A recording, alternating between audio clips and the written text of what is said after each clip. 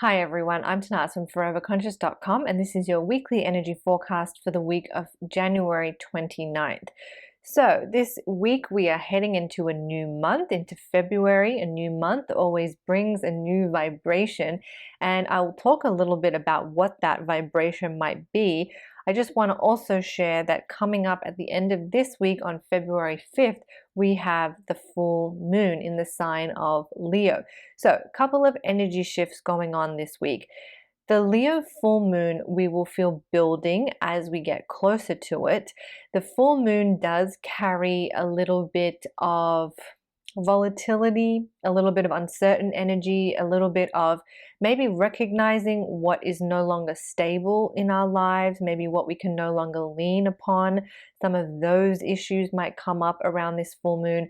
But stronger than that, stronger than any uncertainty or volatility, is this beautiful energy of joy and pleasure and play and finding time for lightness in our lives.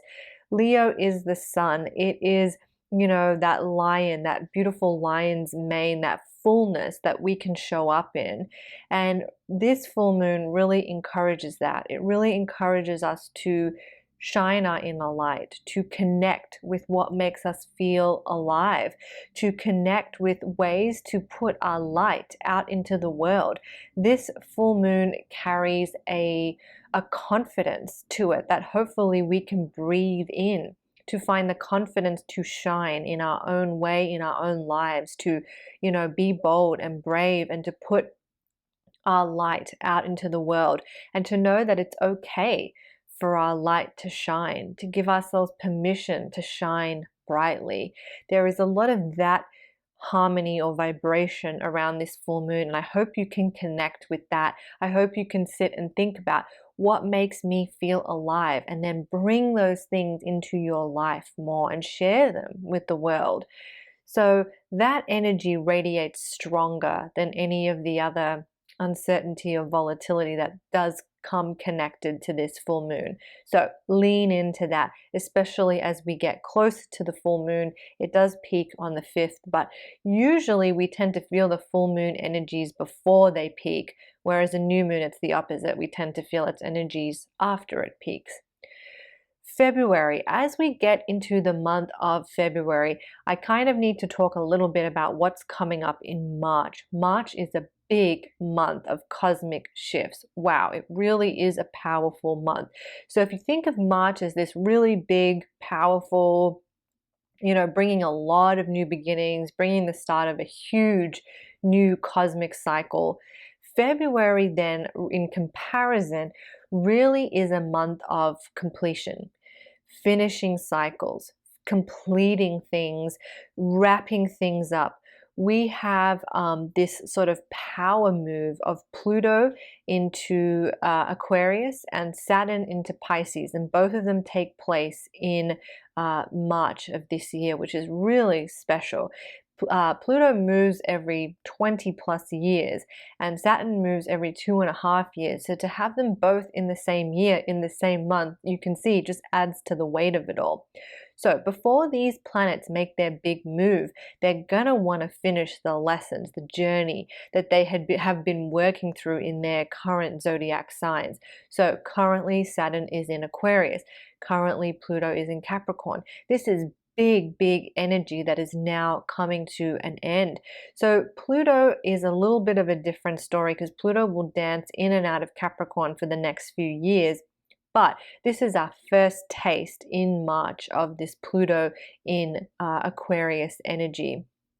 So without getting too much into it and too lost into the astrology of it, essentially we can find a lot of themes in February of wrapping up, things reaching a kind of karmic, heightened point where we really have to complete the lessons we've been working with. It's like the final, final show, if you will, of all the things that we've been working towards. And, with Saturn getting ready to move out of Aquarius, we're also wrapping up, and Saturn being the planet of karma, we are kind of also wrapping up that karmic journey. So this plays out on a subconscious level, on a spiritual level, and also on a collective level too. But on a personal level, you may notice themes around completion, having things come to a head, really needing to decide finally, once and for all, what you're going to do about a certain situation. It may also manifest as pathways opening or closing for you, thereby, putting you where you need to be for the completion of these circles to take place. So, or these cycles, I should say, to take place. So, we really are kind of in this completion phase in the month of February, getting ready for these next bold, new cosmic energies that are about to come filtering into our awareness. So, that is the flavor of February. We also have this buildup of forward moving energy. We have no major planets in retrograde. So that means that the universe is really guiding us to take steps forward. And those forward steps are really helping us to wrap up, complete, let go, finish, reach a culmination point with all of these big lessons that we've been working with. If you want to dive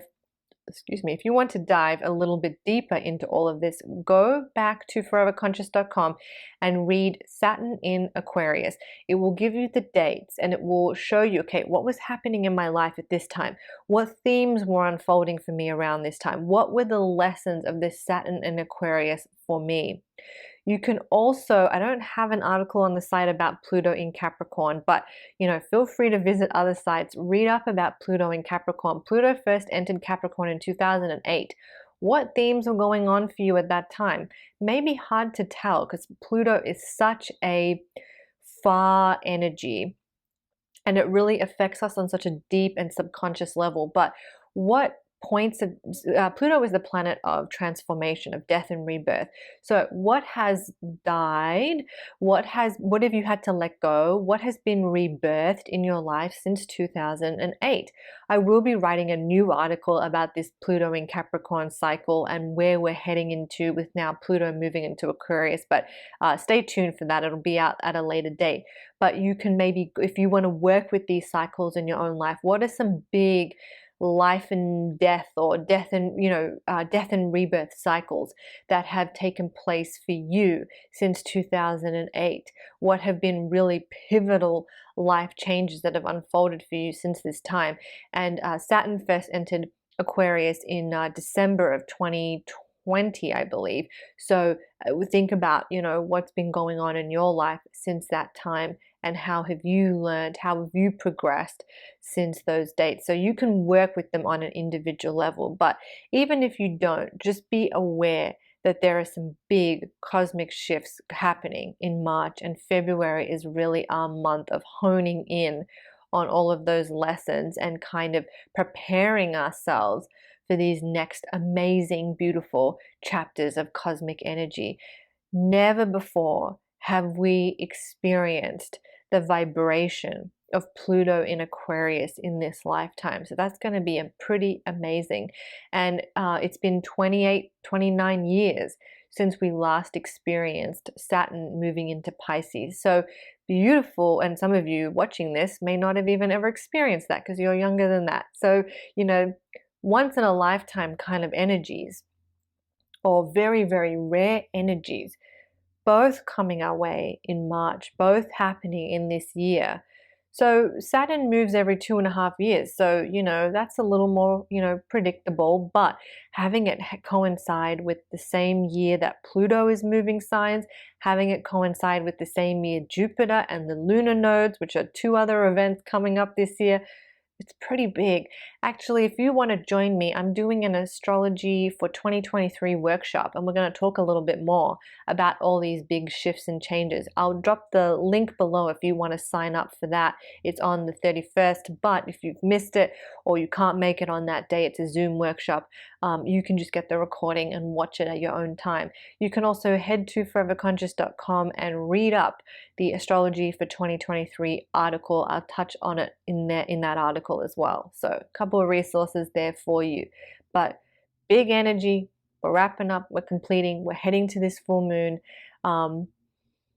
yeah, I hope you're able to take all that in. It's a lot, but yeah, I feel use this month. I would say use this month to really rest, recharge, clear what's on your plate, finish up, tie up some loose ends, and stay open to what the universe brings in. All right, I hope that's helpful. I'll see you guys next week. Enjoy those full moon energies. I'll touch on it next week as well because it does fall on the 5th, which is right at the end of the week. So I'll touch on it a little bit next week as well. All right, you guys, you have a wonderful week, and I'll see you next week. I'm Tanaaz from foreverconscious.com. Thank you so much.